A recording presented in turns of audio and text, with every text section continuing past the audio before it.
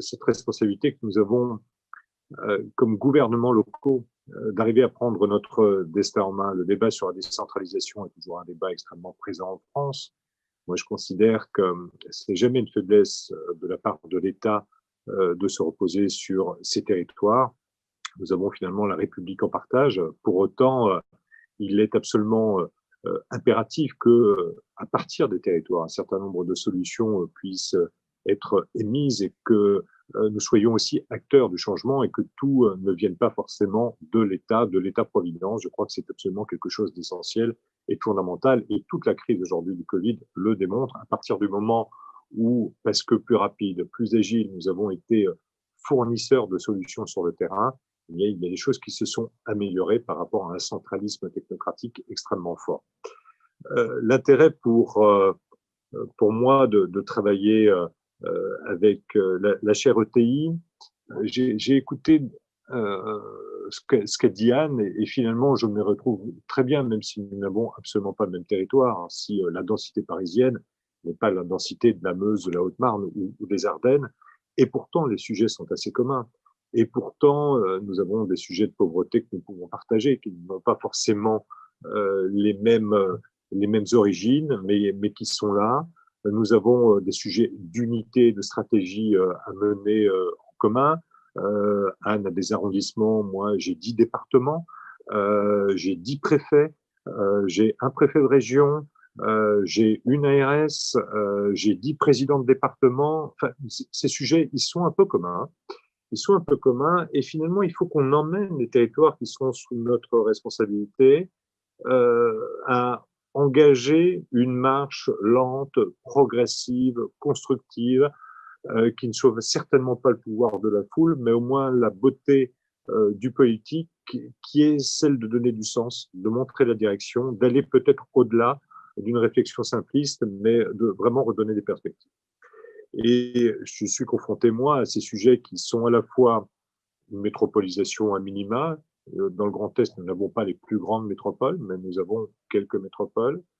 Nous avons une tendance à la démétropolisation qui existe, que l'on commence à constater tout doucement, avec une renaissance des villes moyennes, les plus dynamiques, celles qui ont bénéficié d'une attention, de la présence d'un élu extrêmement dynamique, d'un relationnel qui a permis à un moment donné de placer une industrie qui en a appelé d'autres, des territoires qui se sont complètement reconvertis, extrêmement intéressants. Nous avons par exemple dans le Grand Est la vallée de la prothèse. Qui sait que c'est dans notre région que se fabriquent 2 tiers des prothèses chirurgicales au monde? Et c'est une reconversion des forges haut-marnaises qui ont permis, à partir d'une intelligence industrielle, d'une intelligence collective, eh bien, de complètement se redéfinir et se réorienter. Il y a cet esprit collectif qui, à partir d'une réforme des régions, laissait à désirer, c'était compliqué, 3 anciennes régions, 3 anciens territoires, des identités fortes, des gens qui ne se connaissaient pas, qui ne se fréquentaient pas. Et il y a eu le Covid. Et le Covid a permis au fait régional de prendre une dimension tout à fait nouvelle, structurante, reconnue, fédératrice, non pas dans le malheur, mais dans une forme de ressaut. On a vaincu le Covid ensemble.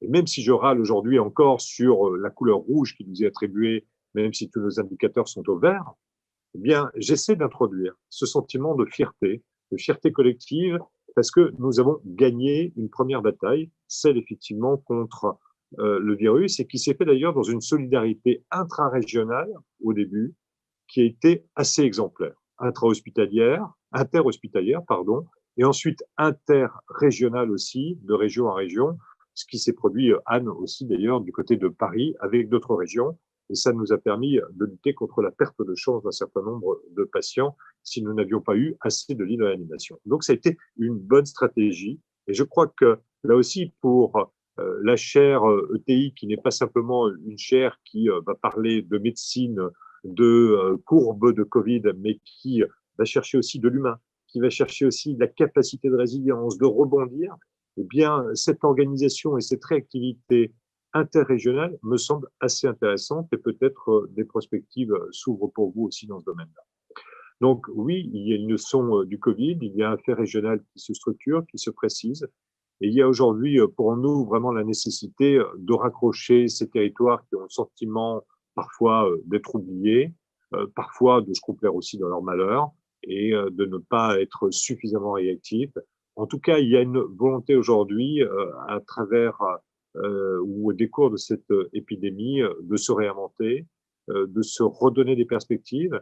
Et cher Carlos, le travail que l'on effectue avec toi maintenant depuis de nombreux mois à travers le SRADET, qui nous a permis de donner des perspectives tout à fait innovantes, de peser politiquement sur des décisions en termes de consommation foncière, en termes d'imperméabilisation des sols, que personne n'attendait, mais qui étaient déjà les premiers fondements finalement de ce que nous constatons aujourd'hui dans le post-Covid.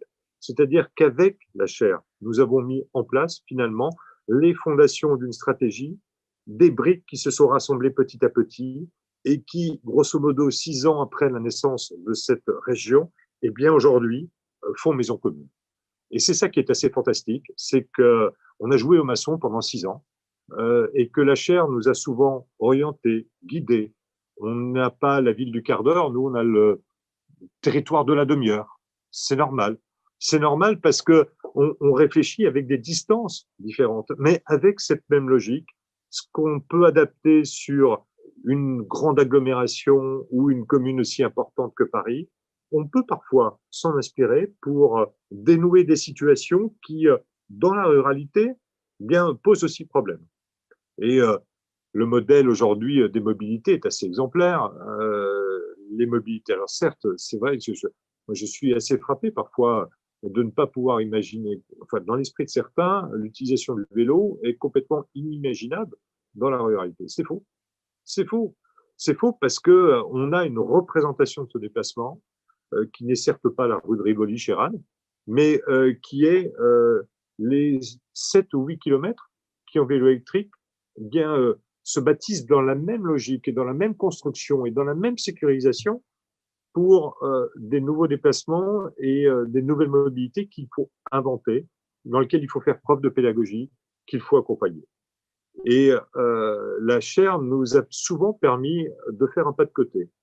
Et par rapport à ces décisions-là, bien de nous situer peut-être dans de la prospective, pas dans le dur, en sortant des idées préconçues, en sortant des représentations, pour utiliser la chaire finalement comme un vecteur, comme un passe-muraille de difficultés ancestrales, d'histoire politique, de jeux d'acteurs entre les uns et les autres.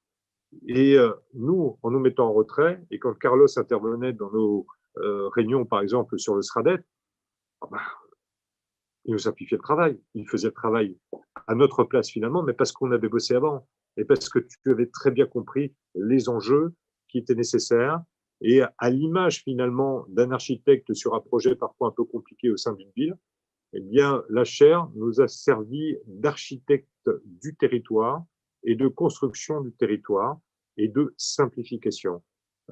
Tu as été finalement, vous avez été un catalyseur de la construction de notre région et c'est pour ça que je vous en remercie vivement.